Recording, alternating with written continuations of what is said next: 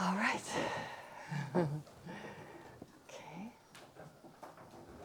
So, shall we start? Shall we start? Right? Yeah. Okay, let's do this. All right. So, how to start? Well, as you probably all know, I suppose you all have a background, I hope. It's not your very first class on Buddhism, no. Okay. So, you know about the importance of the motivation. Okay. So, I'll say a few words about this before we'll do it together. We'll meditate together to set the right kind of motivation. And actually, well, Buddhism, as you've probably heard by now, is really a science of mind, or a system of psychology, if you like. So it's all about getting to know our mind, working with our mind, transforming our mind. And in that sense, therefore, there are certain states of mind that are extremely conducive for learning the Dharma. It's as simple as that. For instance, devotion, a mind such as devotion.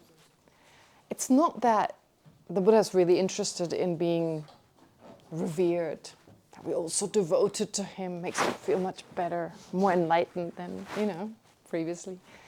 No, it's about devotion being such a great mind. It's just devotion, actually, in Tibetan, the word devotion, there are different types of faith, devotion, but there's one type that's described as joyous. It's to do with joy. You meet this inspiring person and you're inspired. It's an inspiring person, so you're inspired. You want to become like them. And it just gives you so much joy. And it's a joy that comes from deep within. And all our worries, they seem secondary. It just feels good. And we're calm, we're peaceful, and we're ready to learn something new, do something with our mind that maybe previously we haven't done. So when we set the motivation, what I want to do with you now, I want you to visualize you're in the place where the Heart Sutra was spoken. So not only are you not in Dharamsala, you're probably 1,000 kilometers away from here, right? That sounds about right. And you're 2,600 years. We go back, we take the time machine, we go back in time, and you visualize you're in this beautiful place. No cars, no pollution, right? Just trees, a lot more trees than nowadays. And there's a cool breeze. It's still warm, comfortably warm. No climate change yet. So comfortably warm. And there's this amazing being sitting there, glowing, the Buddha. So it's a little hard in the beginning, like the Buddha, just like this guy at 2,600 years ago. I mean, that was so long ago. What does that have to do with me? But just to get a sense of this incredibly serene, wise, compassionate being who's got all the answers. Who actually has the possibility, who knows how to lead us to enlightenment, knows exactly how we need to practice, what we need to do, each and every one of us individually, has the ability to guide us and loves us more than any sentient being, a non-Buddha, could do. This unimpeded love, this this limitless love that we just can't, as ordinary beings, we're too much occupied with ourselves. We can't experience that kind of love, unfortunately. So just think you're in that area. And not just that. So just the sense of joy that there are beings like that. How wonderful. Someone we can learn so much from. So to have a sense of the presence of the Buddha, and I'll guide you through it. I'm just saying it now for you to be prepared. And then these great disciples of the Buddha, so inspiring, the Sangha, as they're called. Some monks, some nuns, some lay people, different beings.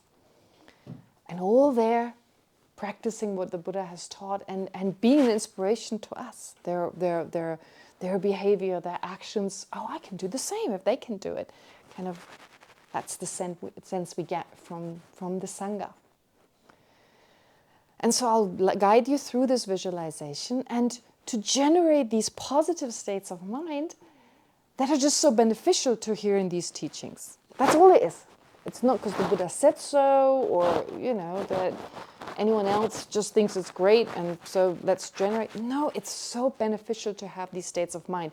They make us more receptive. So the sense of joy, feeling inspired by the Buddha, but also a sense of gratitude. Wow, we're so lucky. So many people are caught up in their jobs, in their daily life. They can never make time to come to a place like this. They have too many children, too much work. It's just, there's no freedom. And we have this incredible freedom to take some time off from our busy schedule and come here and do such a course. So to feel like, wow, what a great opportunity. And let's not waste it. It's only 10 days, let's face it, it's not that long. So let's make every moment count. Every moment is important. And for that, on top of this sense of devotion and joy and gratitude, our motivation for doing this course should be for the benefit of all sentient beings. Very important. So what I'll ask you to do is, after the visualization, so you go back with the time machine 2,600 years ago, you're now at Vulture Peaks Mountain, at Vulture Mass Mountain, I should really say, that's the correct translation. At Vulture's Mass Mountain, you're there now, and you're surrounded by all sentient beings. Visualize that every living being there is in the whole universe is sitting there, waiting for you to benefit them. Okay? And those you have a really hard time with. Those you don't like, or who don't like you, you find annoying, obnoxious, or whatever, they're right in front of you. Right there. Right in your face. Right? Sitting there quietly. So you visualize you're surrounded by all sentient beings. And I'll ask you to first generate a sense that they're just like us. When it comes down to it, our differences are outweighed by that which we all have in common, which is everyone wants to be happy. We can know for sure that everyone wants to experience peace and satisfaction, and no one wants to suffer. Okay? So to remember that we have something in common with everyone. Whatever drives us, what drives us is the wish to be free from unpleasant experiences, to be free from unpleasant experiences and instead experience pleasant experiences. Experience pleasant sensations, peace of mind, satisfaction. Everyone's got that. Even the sadist, a masochist, whatever, some satisfaction, whatever actions, whatever pain they inflict on themselves, it gives them some sense of satisfaction. And so we have that in common with everyone. And everyone is a potential friend.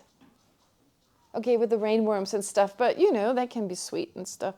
And of course, if we think of past and future lives, well, they may be born in a human form. And anyway, focusing especially on human beings, because those are the ones that are hardest sometimes to love, but they're all potential friends, and everyone's got good sides and good qualities, and whatever limitations and negativities they are, they're temporary.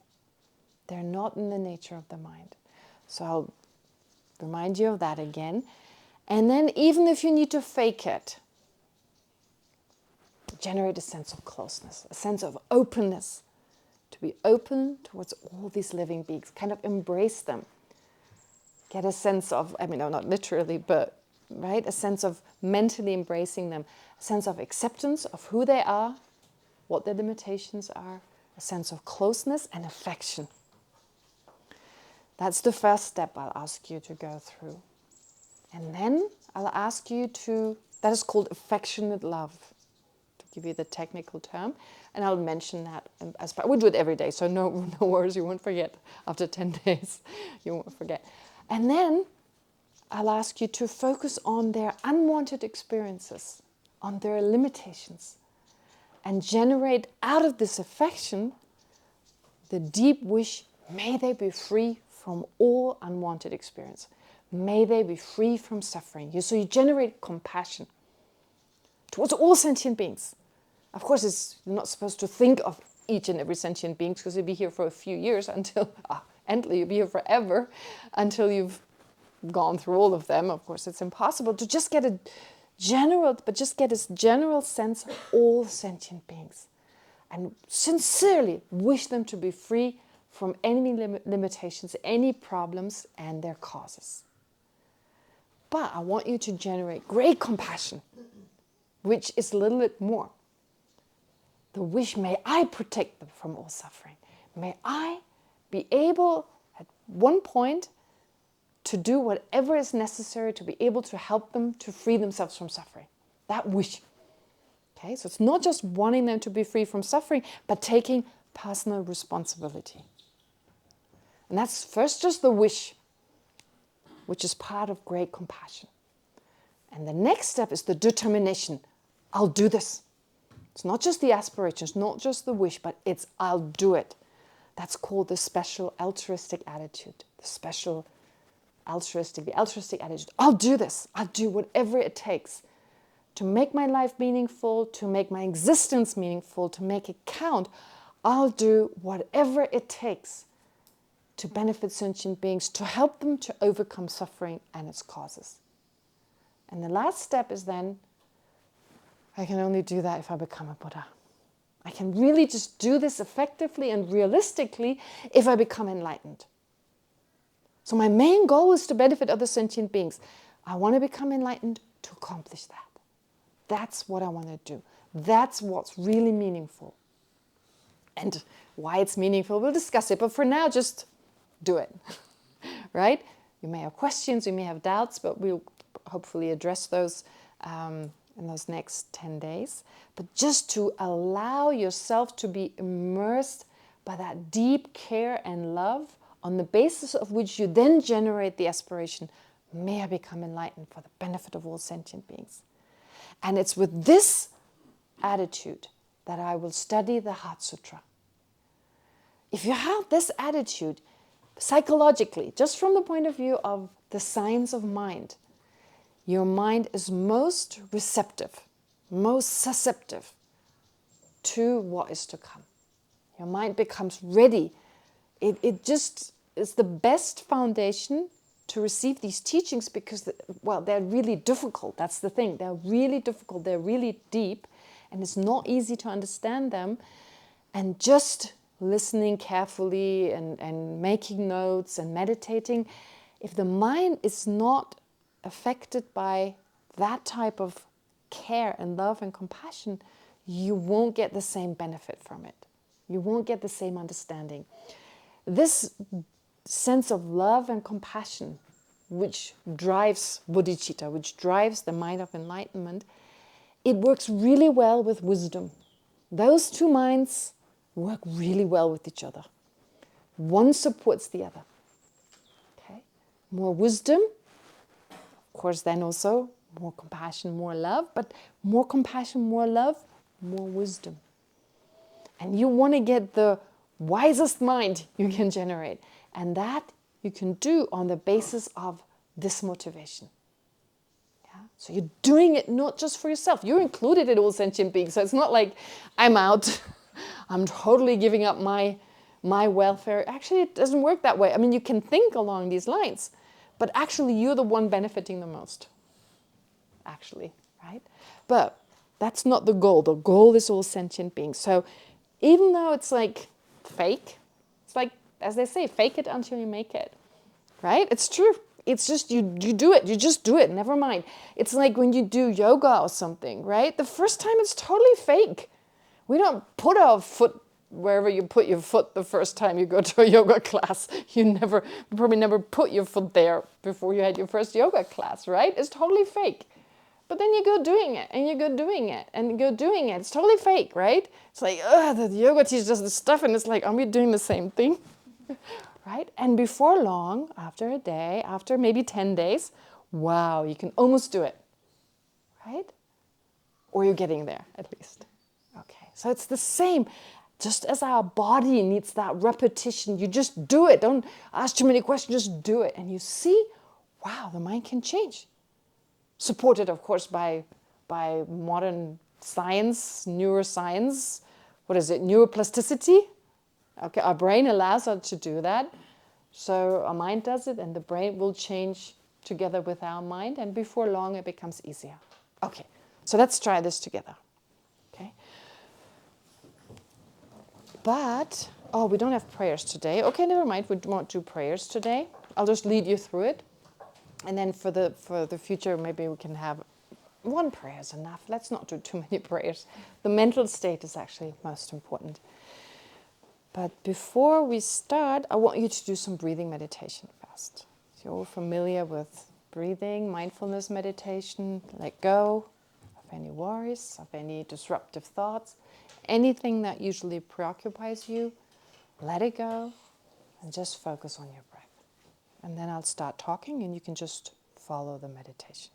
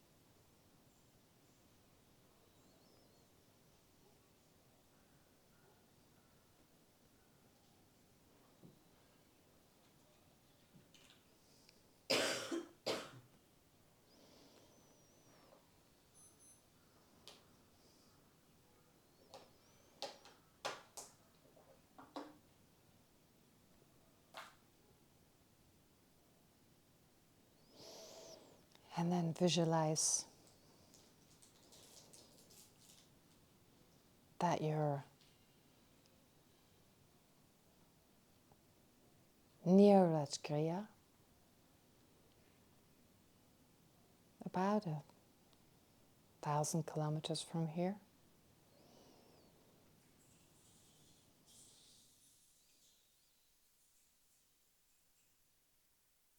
Vulture's Mess Mountain.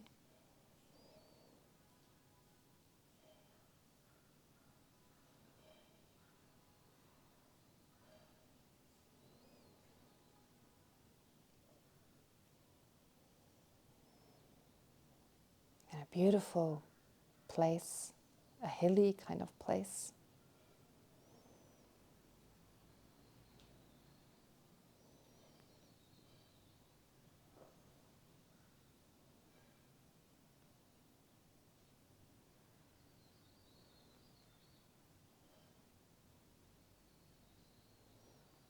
And you're in the presence of the Buddha.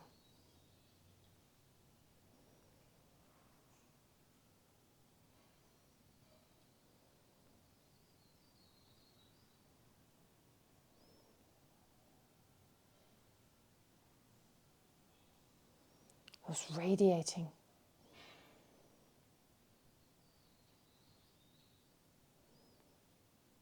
inspiring us just through his mere presence.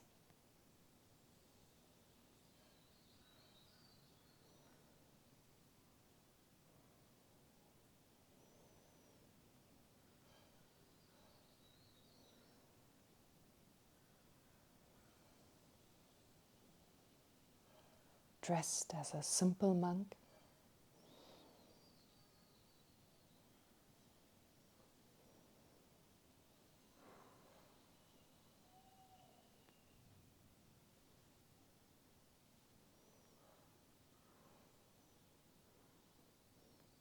A manifestation of limitless compassion and the wisdom that realizes all phenomena.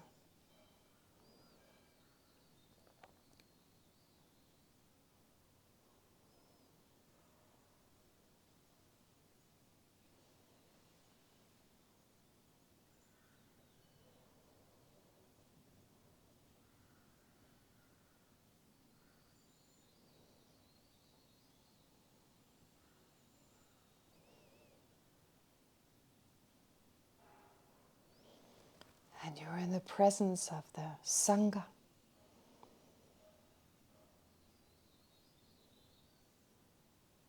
The great disciples of the Buddha.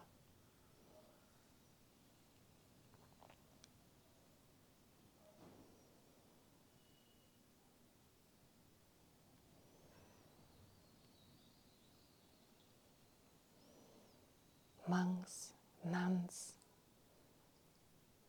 and lay people.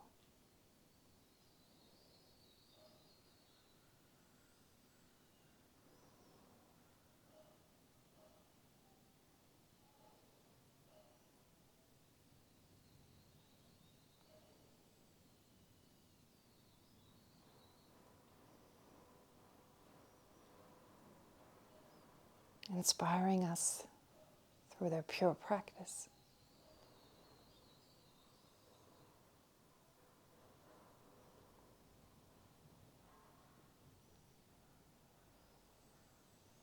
Their discipline, their kindness, and so forth.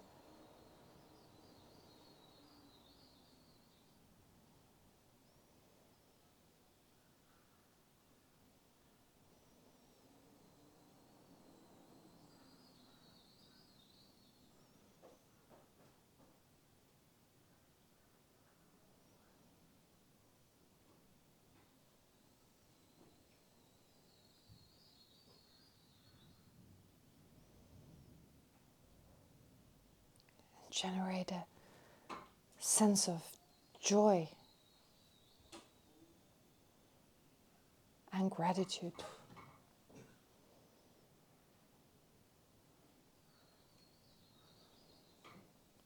for this opportunity to receive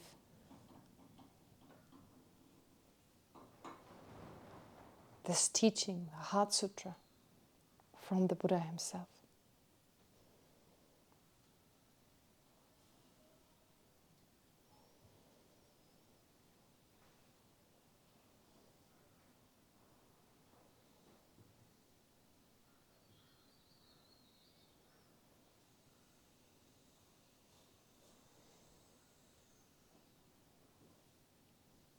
Not just for our own benefit, but for the benefit of all sentient beings.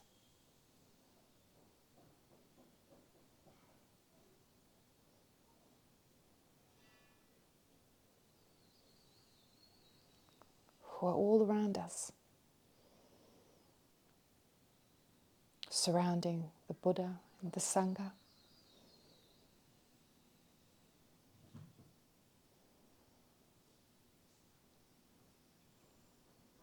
Surrounding us.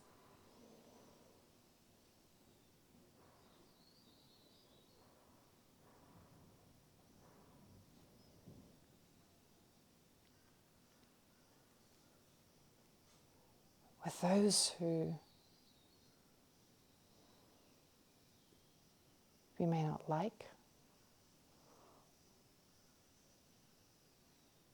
or who don't like us.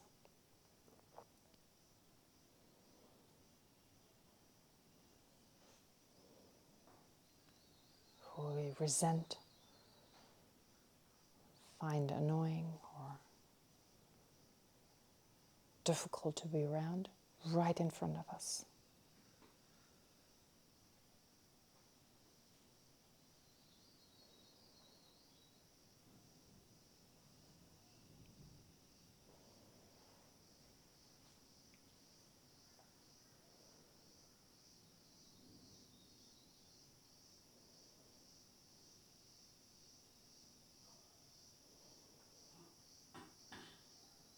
And remember,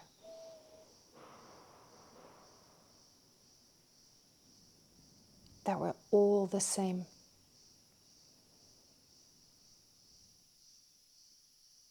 And wanting to be free from any unpleasant experience. And instead experience peace and satisfaction.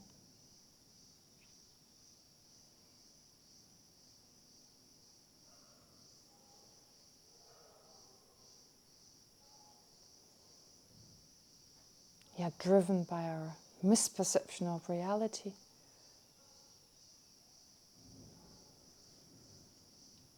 We instead create the causes for problems and difficulties.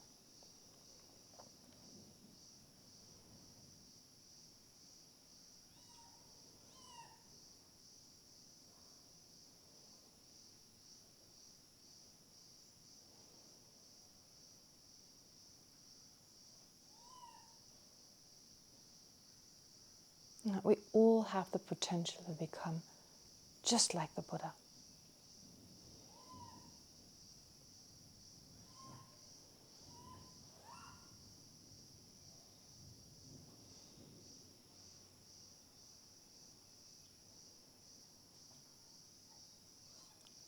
So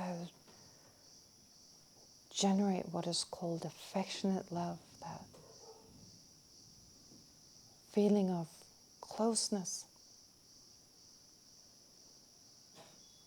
and acceptance and affection towards all sentient beings.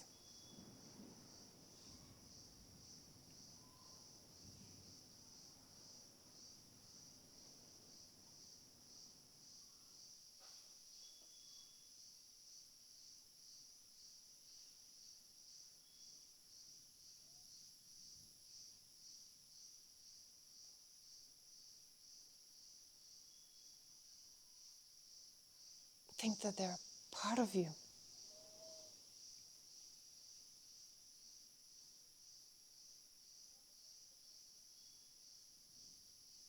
And that they all deserve to be happy, to be satisfied, and experience inner peace.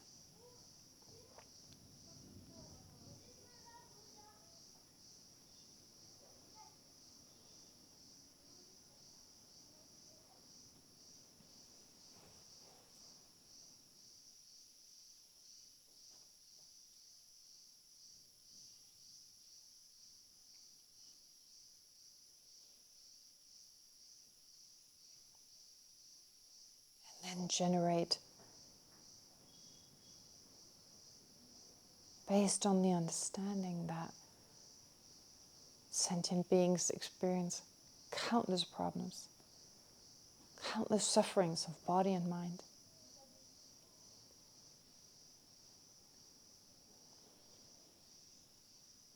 The deep wish, the sincere wish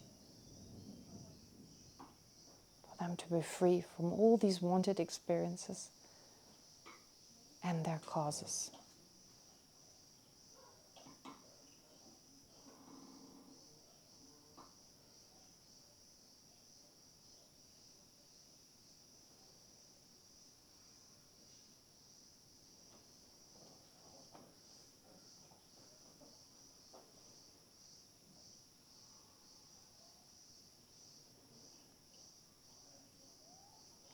But not just that. Let's generate the wish, may I personally be able to help sentient beings in such a way that they can overcome all their sufferings and their causes.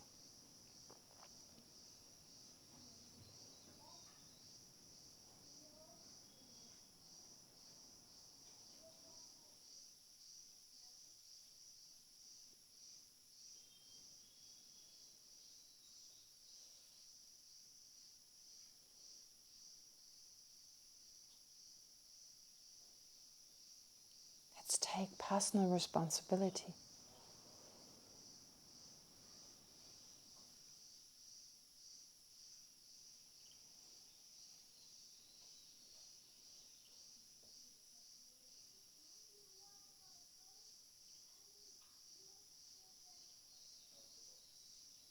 And that great compassion then gives way to the altruistic attitude, which is the determination, not just the wish, but the determination to do whatever is necessary, no matter how long it takes and how difficult it may be.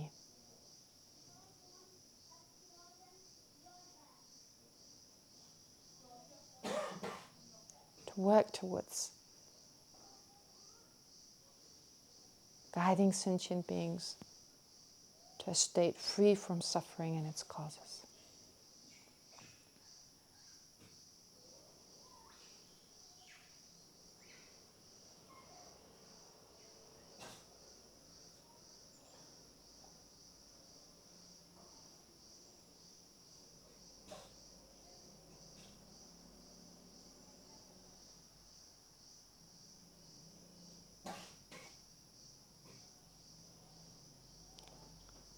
But since right now we're not even able to free ourselves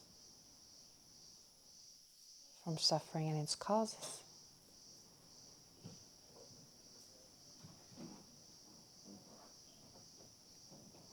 let's then generate the wish to become fully enlightened first.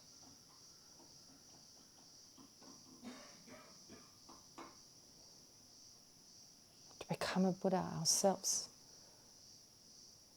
so that we're then able to effectively guide other sentient beings to liberation or even enlightenment.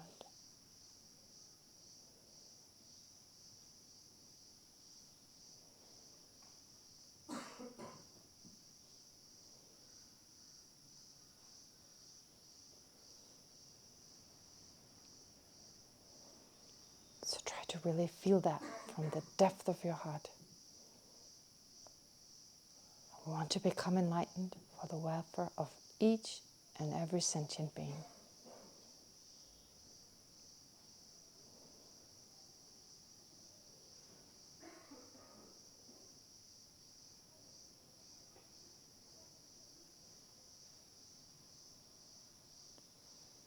And it's with this aspiration that I learn about the Heart Sutra. I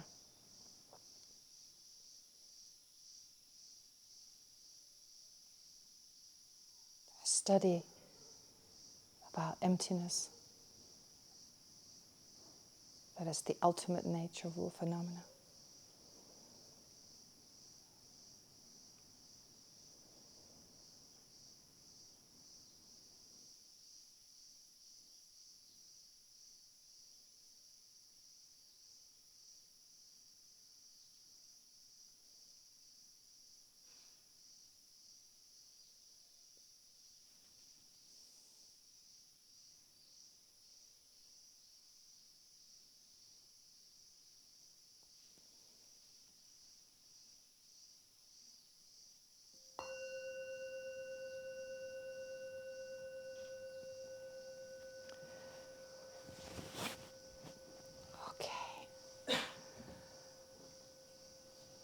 Hope that wasn't too long. It's about 20 minutes. So we're all set. Hopefully our mind is ready to receive what's to come. And of course we repeat this every time, and it'll become easier. It's hard to sit for so long, of course, and stay focused, but it gets easier and you'll have plenty of opportunity to practice this. Okay, but before we actually get into the Heart Sutra, you'll have a text. You've got, still with me. So you've got the text itself. Oh yeah, thank you. There's this, and there's a lot more material, but maybe not. I could do this. Oh, still something. Oh yeah, maybe you could give this up. Thank you. Okay. And there's actually more to come, but there wasn't enough time to photocopy everything. This comes a little bit later. Most important is the Heart Sutra for now.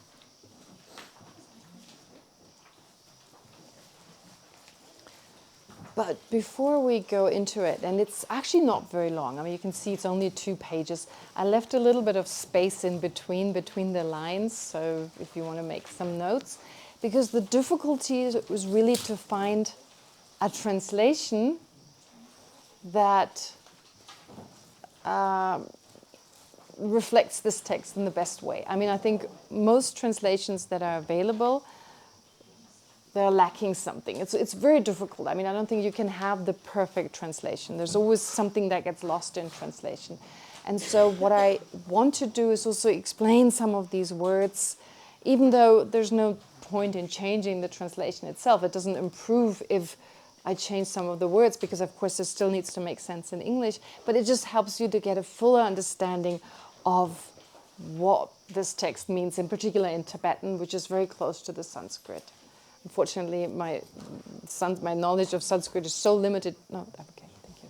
There are just a few words that I know, so I don't really know anything. But therefore, I follow the Tibetan text.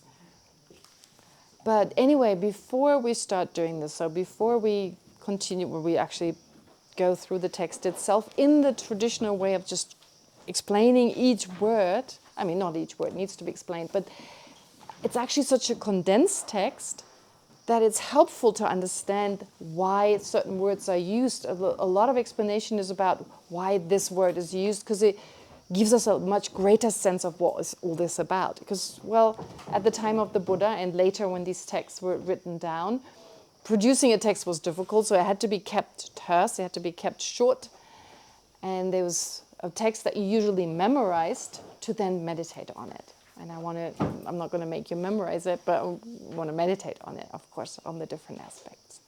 But before we do that, I want to give you a little bit of background. And you're probably familiar with this already, but it doesn't harm to talk about it again, because it's discussed over and over again. But of course, from a Buddhist point of view, the reason we experience what we don't want, our unwanted situations, problems, difficulties, and so forth, is simply the result of a basic misperception of reality. Okay? Sometimes this misperception is called ignorance. I usually refer to it as the root misperception. Our mind doesn't perceive things as they really exist. Which doesn't mean that our mind doesn't perceive reality, doesn't perceive the things around us. No one is saying that the objects we see, the colors, shapes, and so forth, that they don't exist. But what our mind does is it adds something to that existence. It adds a characteristic, an attribute to existence, which actually cannot be found, which is actually totally unrealistic. And because our mind adds that attribute onto everything, therefore, adding things to reality, it adds something to the basic structure of our mind. Our problem is not so much a lack of something, but it's too much of something. Too much of something which arises from that misperception. So Buddhahood is really all about removing what we've added, what our mind has added. So when we talk about Buddhahood, we always hear this explanation that the Buddha has abandoned, has eliminated the afflictions, has eliminated wrong views, has overcome this, has overcome that. Of course, there's also an emphasis on the Buddha has developed this quality and that quality, but it's more like because the Buddha has removed from his or her own mind that was extra, well, let's talk about the Buddha Shakyamuni, so it's definitely his mind. So whatever is extra, the Buddha has removed whatever is not in the nature of the mind, has eliminated that. Therefore, now all these qualities which are in the nature of the mind, love, compassion, and so forth, they can come to full fruition. They become fully manifest. It's not like that you need these qualities from outside. Basically, to become enlightened, we have everything already. We have the basis to become enlightened. So in some tradition, this is expressed in such a way that they say, we are already enlightened. Our mind is already in that enlightened state, but it's obstructed by our root misperception, by other afflictions, by delusions that arise from that, and therefore this enlightened quality cannot come to the surface. In this tradition here, called the Gelugpa tradition, this explanation is not really given. It's more, it talks more about we have the potential to become Buddhas. We have what is called Buddha nature. Buddha nature. We have Buddha nature, which it's almost saying we have already the nature of a Buddha. Almost. I mean, it's not really saying we are Buddhas, but we have this potential. We don't need anything from the outside. We just need to remove what's in the way. Does that make sense? Okay. So one of my teachers, I like to usually give this example, and many of you who've heard me talk before, you've probably heard that example as well. One of my teachers, he compares it to when you go to a restaurant, and it says on the menu, we have tukpa, or we have momos. If it's a good restaurant, you don't want to take that literally. And that the momos are already sitting there. They've been there since morning. The tukpa is already sitting there. It's been sitting there since yesterday. No, what it means is we have all the ingredients to prepare the tukpa. So they're not lying, saying we have tukpa. When it says on the menu tukpa, they're not lying. But they're basically saying we don't have to pick the spinach on the field first, so wait a few days and you get your tukpa. No, we've got everything. We've got all the ingredients here to prepare your tukpa. So that's the analogy one of my teachers uses. So it's like saying we have Buddha nature. We have everything here. We have everything. We have all the ingredients to become enlightened. But we have something extra. We have this root misperception that's in the way. That is responsible for all our trouble. Perceiving phenomena in an extreme way. It's not about this root misperception, this culprit, if you like, the root cause of all our problems. It's not that mind perceives the non-existence of something that does exist. No. No. It adds something to existence. It exaggerates what's actually there. It makes things more solid, more concrete. It perceives them to exist in a way that's totally unrealistic. In a way that they have never existed, that they do not exist now, and they won't exist in the future. Okay? So, that mind, the problem with it is its object. So a mind, okay, we don't have time to talk about mind, but hopefully you have some understanding of mind. So it's actually quite simple. Quite simple to explain mind. Actually, for years I've been going through the 7 types and the 3 types and the 2 types. And just the other day I was actually asked to talk to some Tibetans in Tibetan and give a talk on the Dharma to Tibetans, which feels terrible. It's like teach Avalokiteshvara how to say Om Mani Padme Hum. Anyway, it felt a little odd. But anyway, they asked me, so what is the mind? And I'm like, what? What question is that? What is the mind? And later on I thought, oh, it's so easy to really explain. It was, of course, afterwards that I thought the easiest is just to say, right now, when you look at me, do you see shape and color? Hopefully, right? Some color, some pink or whatever. Even if it's just shades of gray, but you see some color, right? You see some color. Okay, color and shape. Do you perceive it? Yes. Do you hear sounds? Yeah, you hear sounds. You hear the sound of my voice. Do you perceive smells? Possibly, hopefully pleasant ones. Taste, right? The moment I ask you, you pay attention to, if you're chewing something or you're eating some whatever, or even just whatever is left over. Whatever smell, taste is left over, or it's just a neutral taste, whatever. but you taste something. And what about tangibility? You're behind touching the cushion. So as I'm saying this, you can all feel it, right? You all become aware of it. Yes. So those are your sense consciousnesses. Say hello to your sense consciousnesses. You know you're experiencing that, right? I'm pointing it out. I'm saying, so you see shape and color, and you all reply in the positive. That experiencing entity that always has a content, okay? That when it's manifestly there, your eye consciousness, for instance, well, it perceives shapes and color. So you know that you experience it. You later on remember. If I say, I remember at 4:30, I ask you what shape and color, you remember seeing it. You can only remember because you saw it. So here is your eye consciousness. And then you pay attention to what you hear, sounds. Not just the sound of my voice, but also the sound of other people in the room, the birds outside or other birds, I don't know. Anyway, you hear that. And again, you become aware that you experience, there's an experiencing entity experiencing sound, and later on you remember that. So say hello to your ear consciousness. Okay? So we can go through all of them, all the 5 sense consciousnesses. So remember your bum on the cushion? Feel it? Yeah, there it is. Okay. Also the temperature in the room, for instance. You feel it, you know it, you do. You experience it right now. What is the experiencing entity? Your mind. What is its object?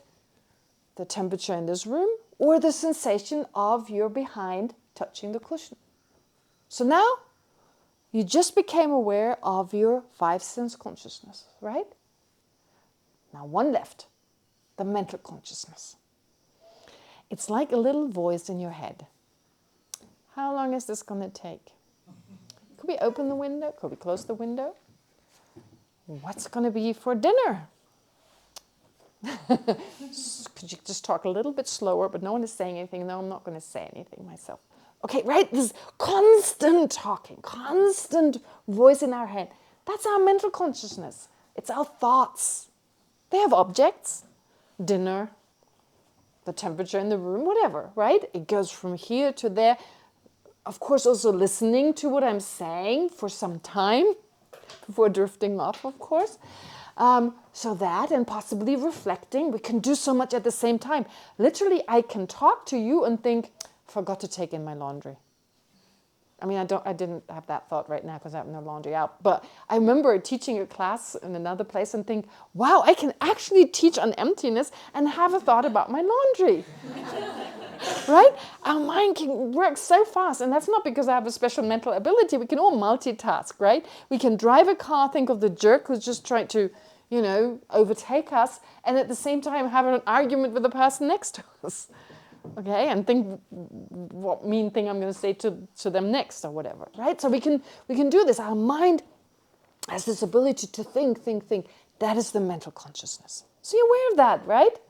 You're aware of that constant chatter. So those are your 5 sense consciousnesses and your 1 mental consciousness. Okay, so it's not that hard.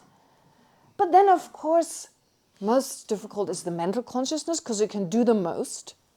Okay, it can think, it can doubt, it can get angry, very attached, can get really attached, especially to me and mine.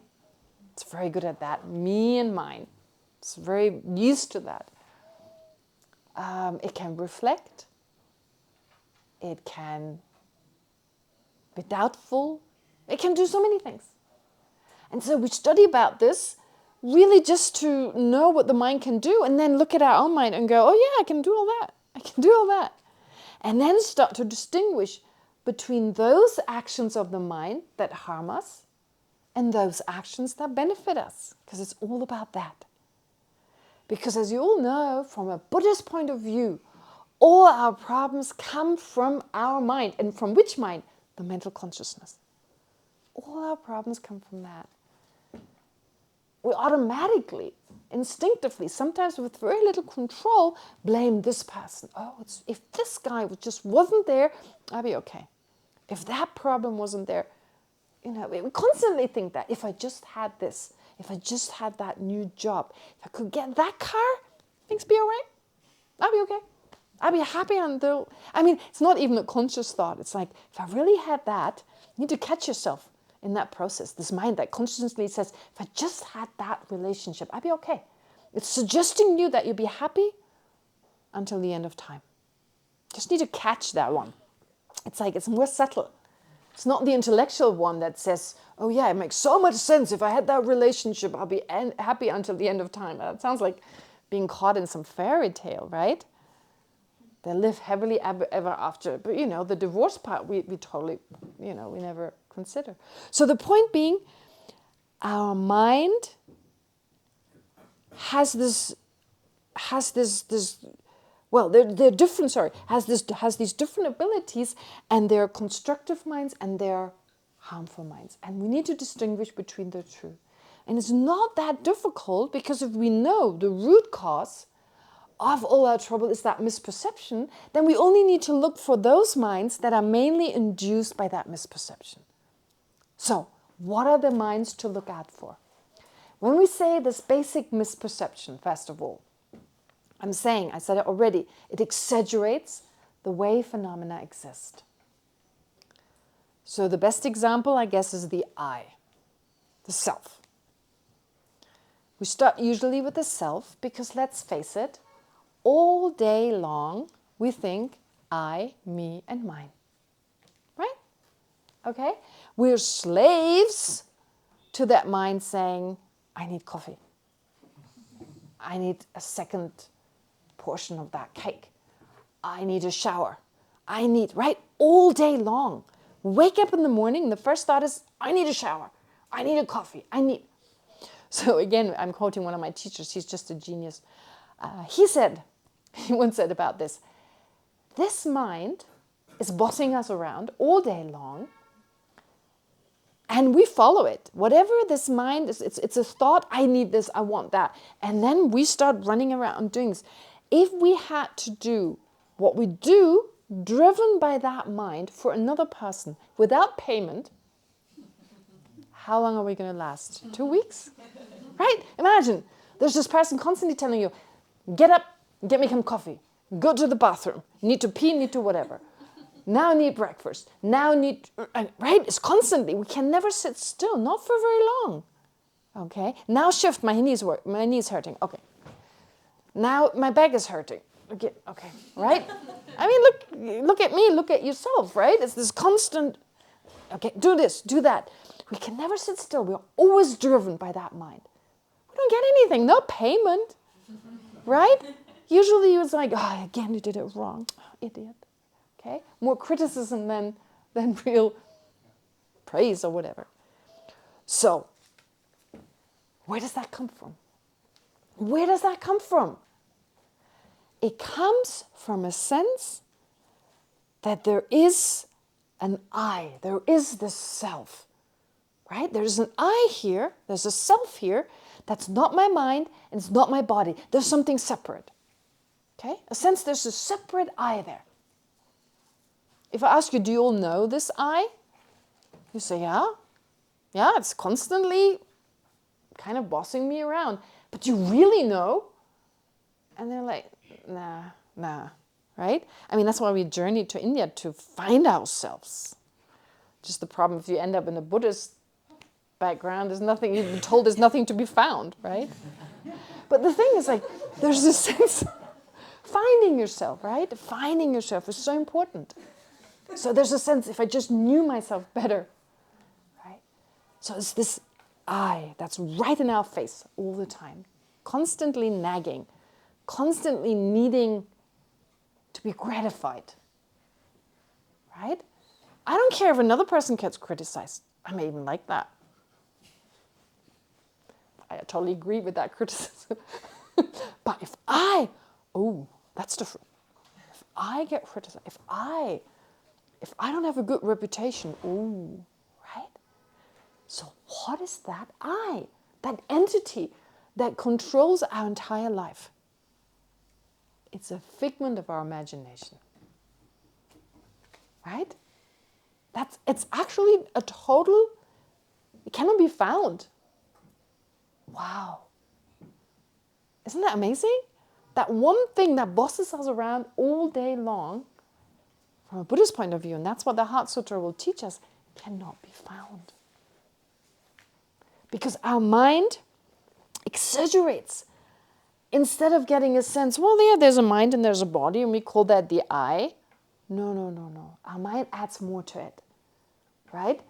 Mind and body, on the basis of that, we just label I. No, it feels a bit more than that. It feels like I call it I because it isn't I, right? I label it I because it is the separate entity right from the beginning. And that entity, I'm really sorry to say, is a little bit more important than all of you. It's just more important. Because my mind, you see, what happens is my mind, my mental consciousness, and it's the mental consciousness, it's not the sense consciousness. It's the mental consciousness that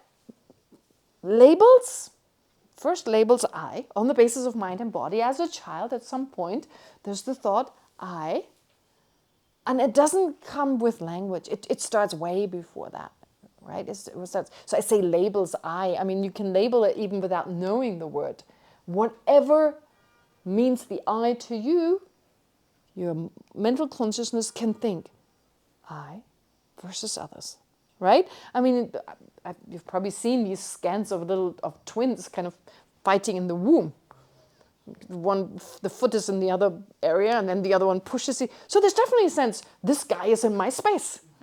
So there's definitely a sense that, right, I versus this other person. It's not as developed as in our case now, but there's still a sense of I that has been exaggerated on top of just having this mind and body. There's something separate.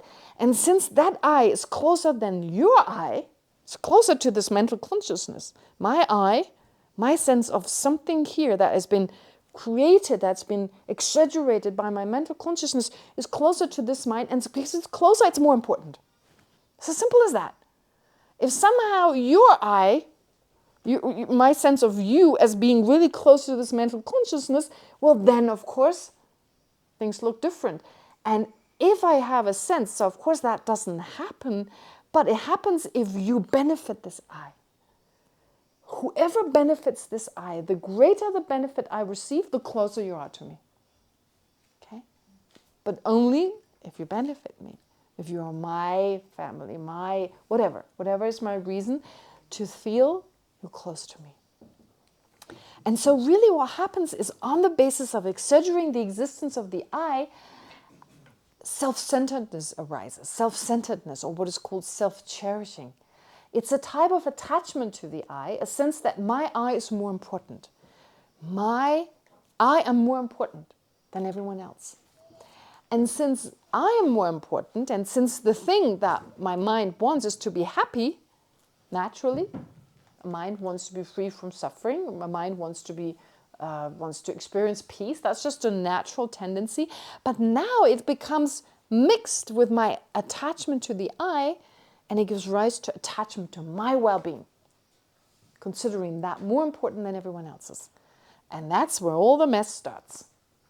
My happiness is more important than everyone else's. When it comes down to it, it's me before others. And that's how we act. Driven by that. And that is the cause for all misery. As long as we have self-centeredness, we can never be happy. Really happy. We'll have short moments when things go well for us because the greater problem that was there before is now gone. But of course it never lasts. That's why we say our existence is in the nature of suffering. As long as we have that attachment to, I and mine, there's no peace. There's always a sense of foreboding. I have to protect this I. I have to gratify it. I need, of course, the basic things to survive, and that's all right, but we're not satisfied with just that. We need just a little bit more. A little bit better food, a little bit better drink, a little bit more friends, reputation, success. Whoa, and then all this pressure, all this stuff that we feel the I needs to get. And there's never any time. We're so busy with getting all these things. for this imaginary I. Right? It's like all these reputation, and there's the I that we want, this cannot even be found. And we work so hard. And we're never totally at peace. Because there's always a sense of, oh, anything could happen to my I. Right? So real peace. That's why we say our existence is in the nature of suffering. It's not saying we always suffer. That's exaggerated. But the potential for problems are always there. That was there. It's only because of that.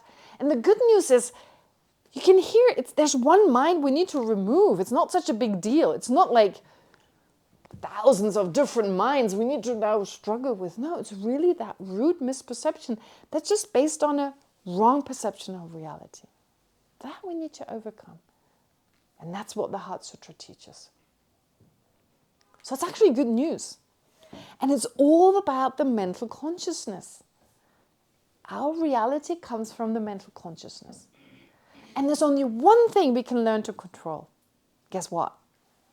The mental consciousness. We can't control the environment. I mean, you've tried it. You've definitely tried. Have you tried in relationships, try to control the other person? Doesn't work.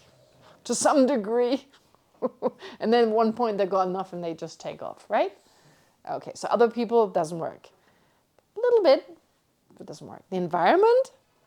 No, we can't control that. Our body? To some degree, right? To some degree. But, you know, the shape, we all know about how difficult is that. You know, the right shape of nose, the right color of your hair, you're not going to get it. But just wishing for it. So I can't control that. Even our sense perception. I can't make myself see far away. I can't do that. I can't. It's only a limit. If I take off my glasses, even less so. Right? So, really, one thing I control. One thing I can learn to control. It's my own mental consciousness. And that means you control the world. Your own world. Your own reality. Because our reality is just a reflection of our mental consciousness. Nothing more. Our reflection is just our reality. What is reality? It's your reality. It's the summary. It's everyone's reality. Everyone's reality is what we call reality, right? The world, if you like, is everyone's reality. And so I contribute to this reality. It's my reality. So my reality is the reality of my mental consciousness.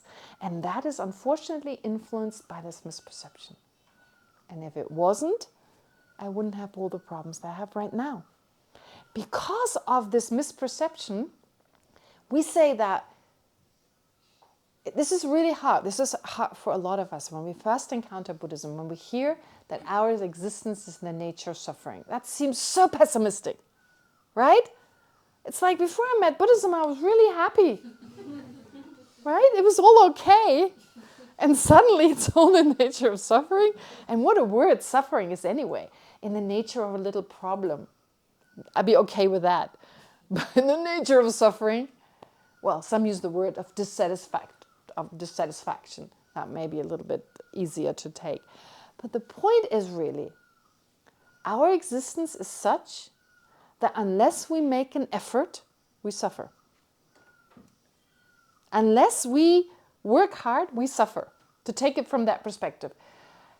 Just continue laying in bed, not moving at all. Right? Just try it for one day. Just remain in bed without moving, without making an effort. What's going to happen? You start getting achy, hungry, thirsty, sticky, bored. Right? If you just stay still, that's for me the best proof that our existence in the nature of suffering. If I don't do anything, I'm going to suffer so much. Okay? I have to at least move every now and then, just to get rid of the worst pain. Okay? If my existence was not in the nature of suffering, I could sit like this forever and be totally blissed out. Right? And I need entertainment. Right? I cannot talk to you for the next 48 hours. You cannot listen to me for the next 48 hours. We need to be constantly on the move. We cannot sit still. we need to eat, we need to drink, and then we need to eat again and drink again. I mean, how many times, how much food we have to eat, how many hours we need to sleep, how often we need to move. If our existence were in the nature of suffering, we could just sit here and be blissed out until the end of time. But we cannot do that. We have to do so much. And this is just to have a basic comfort.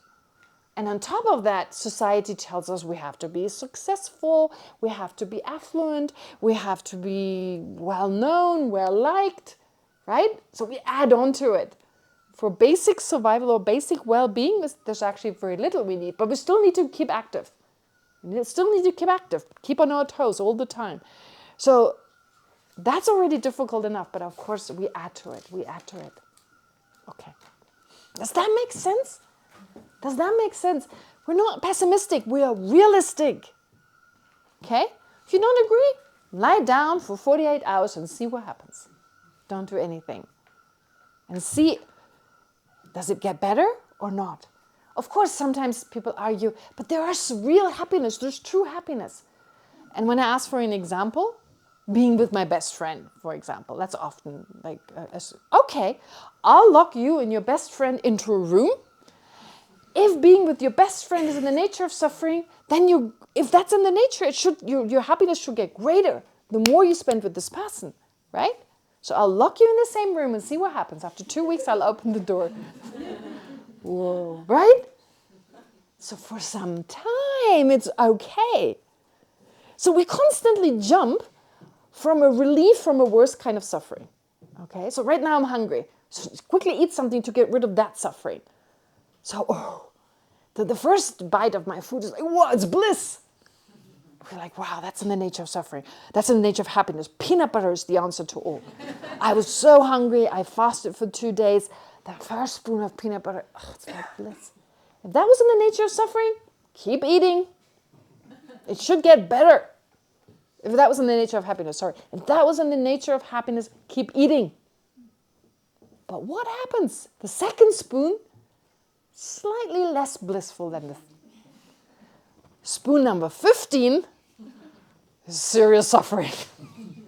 Right? Okay. So it's really just when it's the worst moment, when you hurt yourself. Oh, this is incredible pain. And then the pain stops. And there's this moment of, right? It's because that worst problem is gone. That's what we call happiness. Okay? We're lonely. And suddenly we meet this prince on a white horse or the princess on the white horse or whatever, right? Wow, the solution to all my loneliness. We're so blissed out. Until we're not. Right? Right? Yeah, we get together with him or her or whatever. And then problems start. My own problems, my own afflictions, plus the other world's affliction. Whoa, it's a lot of work. It's a lot of work, right? And then you have to be just with that one person. I keep saying jokingly, it's like you're celibate plus one. If you're in a relationship, you're really celibate plus one. Because you can't fool around with everyone else, because plus one is gone when you do, right? Okay. So anyway, it's all, you get what I'm trying to say. Our existence is in the nature of suffering right now. No matter what we do, you need to keep on our toes. We need to work hard just to avoid the worst. But on top of that, our self-grasping mind, of course, makes us do things, crazy things. Reputation, what is that even? Reputation seems so solid. Good reputation. I've got 4,000 Facebook friends. I'm so popular.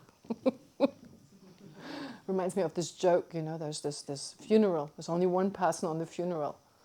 And then someone says, this one person said, that's so weird. He's got 5,000 friends on Facebook. And no one showed up. Right? It's just an illusion. What does it mean to be popular?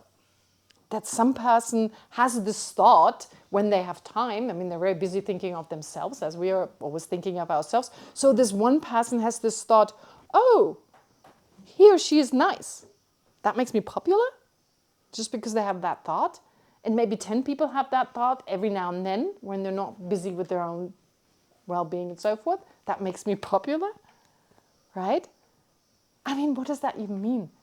Or reputation, or success. What is success? So these are all questions we need to ask. We need to ask ourselves, but also understand that we are basically creating all this hardship, all this effort we have to make, this hard work. It comes from that misperception. And so that's where we need the Heart Sutra. We need the Heart Sutra. The Heart Sutra talks about wisdom, but it actually talks more about the object of wisdom, which is how phenomena really exist. And once we understand how phenomena really exist, then the mind, that is the root cause for all our trouble, can be initially reduced and eventually eliminated. Because the objects of those two minds, the wisdom that understands ultimate reality and the root misperception, their objects are direct opposites. They're direct opposites. So to give you a simple example, where one mind gets rid of the other mind, if you are, as a little kid, you're in your room and you believe there is a monster under your bed, okay? So the misperception of reality is a bit like that. We add on to what's actually there. We add the monster of the eye that we now need to gratify, we need to work for. So it's like the monster underneath your bed. What is the best way to get rid of that mind? It drives you, right? It produces fear in your mind. It controls you. So what's the best way to look? Take a sleeping pill is not going to work. I mean, it works for a while. Take a sleeping pill and you forget about it. But the next day you've got to deal with it, right? And with the addiction of taking all these sleeping pills. No, best way is to look under the bed. Something there or not. If the self appears so solidly to me, and not just the self, of course, also other people, also other objects around me, but mainly the self. The self is that which keeps me busy. So let's check. Let's look for it.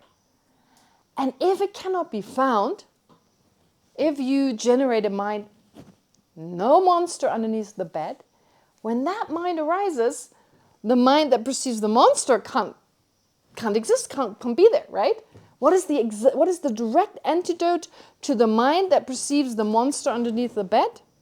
The mind that perceives the non-existence of the monster underneath the bed. It's as simple as that, right? One eliminates the other. So in the same way, and that is the goal of this course. And for that, I made you go through this meditation because I want you to get your mind to be ready in such a way that it's moistened, that it's enhanced by compassion, so that you get the fullest out of what the Buddha talked about. The fact that our eye and other phenomena just don't exist that way. It's a figment of our imagination. It's a misperception that we're so used to, that we carried from the past, that we were born with, but that is actually not in the nature of our mind, that can actually, through the correct understanding, be eliminated. That is the goal. It takes time. So it'd be unrealistic to think that after 10 days you will be walking away, you got rid of that one mind. No, you'll see. This is also what the Heart Sutra teaches us implicitly, that this takes time. There are stages to go through and so forth. It's difficult, it's not easy, but it's totally worth it. It's totally worth it. Not just in terms of its goal, but even as we move along, every step we take towards the direction of at least weakening this self-centered mind that, of course, arises from our misperception. So if we can just weaken that much more well-being we have, that much more happiness, that much more peace of mind. Right?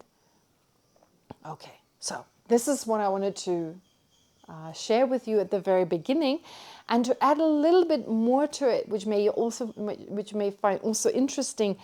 Having said everything about the root misperception, it giving rise to self-centeredness, and therefore the fact that we can never, as long as we have this self-centeredness, never experience real lasting and true happiness.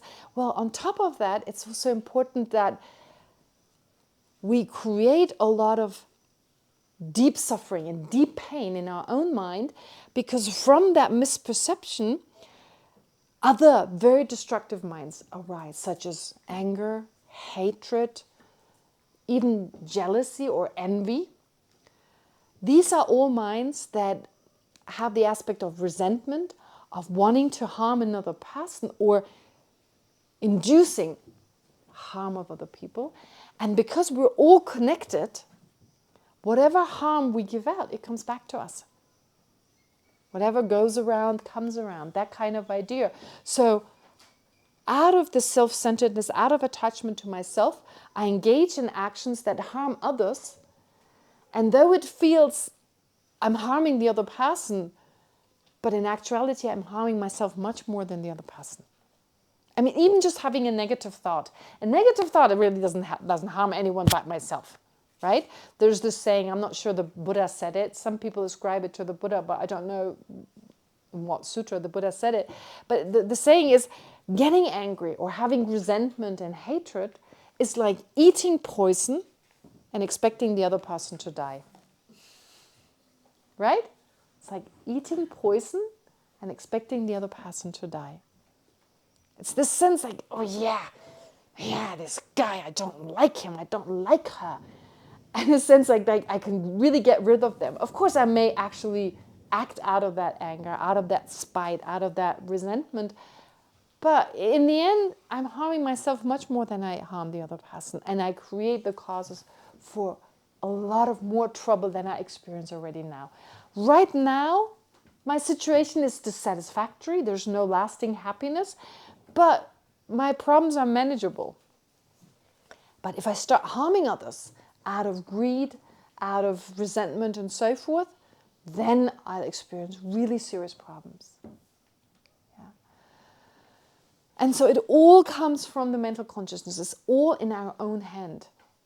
Or in other words, in our own mind, basically. Right? And so how is this process? It's really interesting, this how one mind leads to the next, and ends up being an angry, resentful mind, which then induces certain actions. So I want to introduce this a little bit to you. You've probably heard about it, but it doesn't matter if you've heard it before. You might as well hear it again and maybe explained in a different way than you heard previously. First, of course, there's the root misperception, perceiving myself to exist inherently, perceiving you as well, of course, to exist inherently. To exist inherently means, and I'll explain this further, to exist independently, solidly, in such a way that I can actually find the real you, as if I could find something solid, concrete that is you, something solid and concrete that is the problem, solid and concrete that is I. So that's the sense I have of reality. And of all these things I just mentioned, this is more precious. Okay? So this is where it starts. It starts from the self-centeredness. And then I interact with other people. I interact with the world. Usually it's other people that make me angry. Situations can also make me angry, of course. Situations can make me angry. Myself can make me angry. But mainly we get angry with others, for instance. Okay, so what happens? Or attachment, for that matter. So we attach to ourselves, but we also attach to other people. So with people, the anger is the strongest. With people, the attachment is the strongest.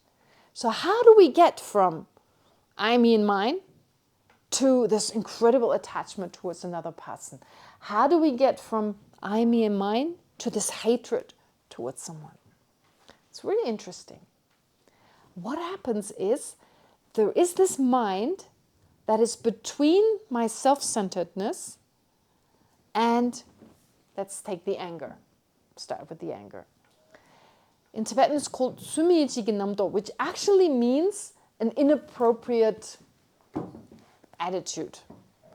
I like to call it the exaggerating attitude, the exaggerating mind. It's not a literal translation from the Tibetan term. I don't know what the Sanskrit term is, but the Tibetan term, it's just really saying inappropriate. But it means like a mind that exaggerates. So, let's say something happens. Someone insults me, says something that really hurts me. Okay? So being a Buddhist, being called selfish is a real insult. Before I was a Buddhist, it wasn't such a big deal. Being called selfish. But suddenly you want to be as selfless as it gets. Even if it means you pretend. I'm such a nice man.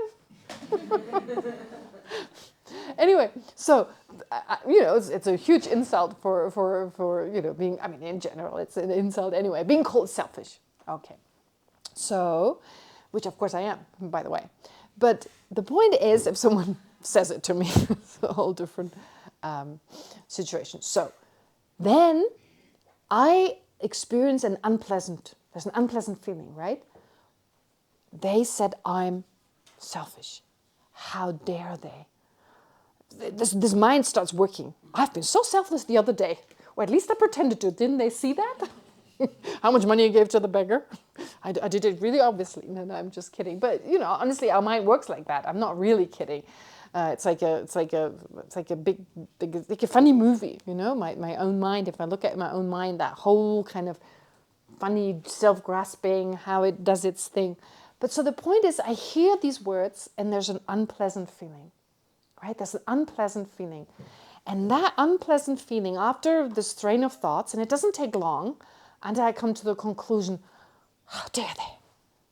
And then I look at the culprit. This person said so. So now I see this person as bad. They said something bad to me. And that comes from that person. So first I just label bad person. And then it seems the person in and of him or herself are bad. I just labeled bad person on the basis of how I felt. It's my feeling that is hurt, really. My feeling is uncomfortable. I have an unpleasant feeling on the basis of what they said. It was my own mind. If I just thought, okay, thank you, I am selfish. I'm glad you pointed it out to me. I can work harder now. Be different, right? But no, there's this whole thing of who I am and how I want to be seen and how dare they, and I said it in front of others and so forth, right? It doesn't fit in my ideas of how people should treat me. So the suffering is not really the words, it's what I make of it. And so now I start labeling this other person, they're bad. Okay? And it seems I call them bad because they are bad. I just discovered it. It's not like I just labeled them, and everyone else who loves them, they're just plainly wrong. They're just totally mistaken. They don't know the nature of this person. So, my mind exaggerates. Bad.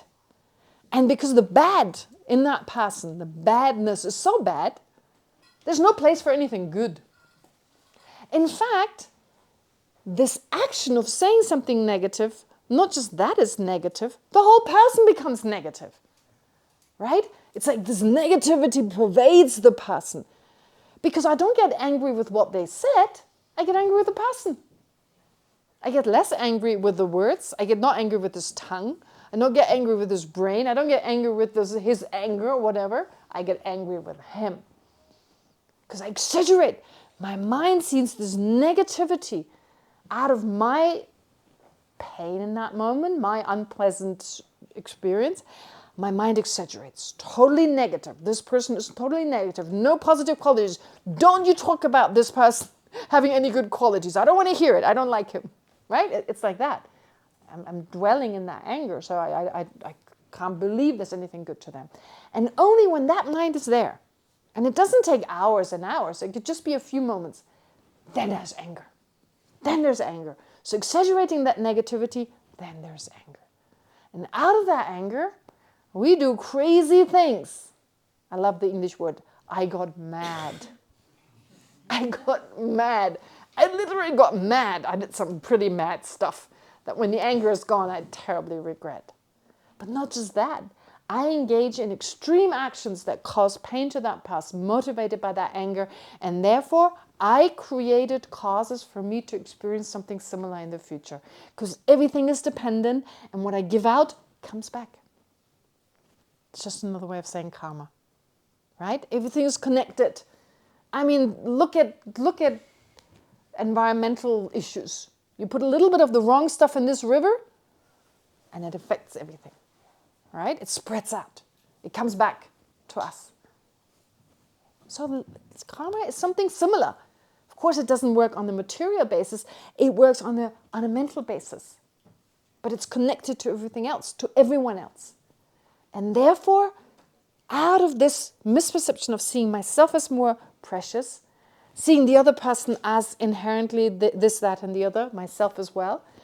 And on the basis of that, then when they hurt me, I exaggerate that negativity. I see the entire person as negative.